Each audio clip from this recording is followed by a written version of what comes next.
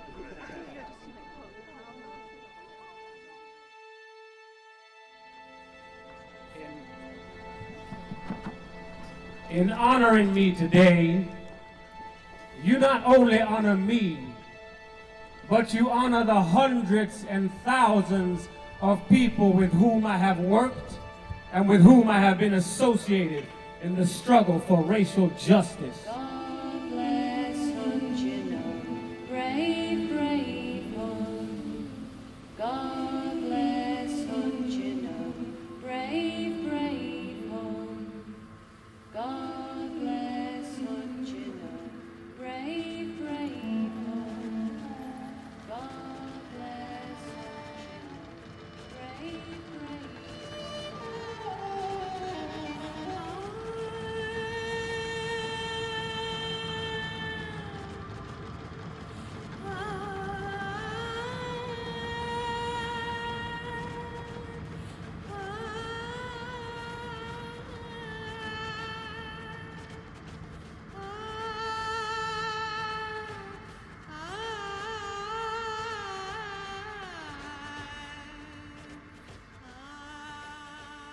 There are three urgent and indeed great problems that we face all over the world today.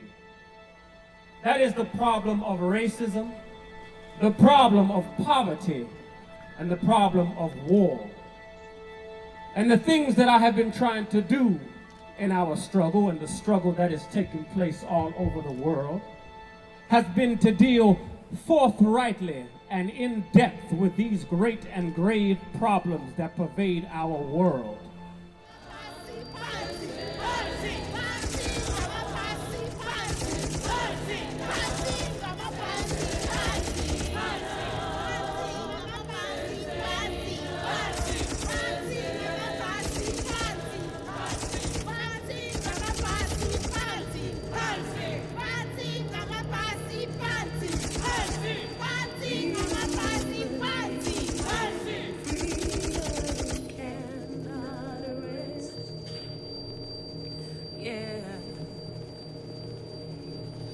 We who believe in freedom cannot rest until it comes. Racism is still the colored man's burden and the white man's shame. And the world will never rise to its full moral or political or even social maturity until racism is totally eradicated. Racism is exactly what it says. It is a myth of the inferior race. It is the notion that a particular race is worthless and degraded innately. It is the tragic idea that the very being of a people is inferior. It may be true that morality cannot be legislated, but behavior can be regulated. It may be true that the law cannot change the heart, but it can restrain the heartless. It may be true that the law cannot make a man love me, but it can restrain him from killing me. And I think that is pretty important also. And while the law may not be able to change the hearts of men, it does change the habits of men. And through changes in habits, attitudinal changes take place. And then even the heart may be changed in the process. And so that is a challenge, and a great one for all men of goodwill, to work passionately and unrelentingly to get rid of racial injustice, whether it exists in the United States of America, whether it exists in England, or whether it exists in South Africa. Wherever racism is alive, it must be defeated. And somewhere along the way in this sometimes sick and often terribly schizophrenic world, we have got to come to see that the destinies of white and colored persons is tied together.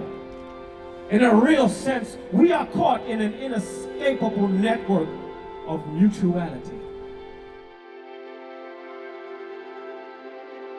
There can be no separate black path to power and fulfillment that does not intersect white roots. And there can be no separate white path to power and fulfillment short of social disaster that does not recognize the necessity of sharing that power with colored aspirations for freedom and human dignity.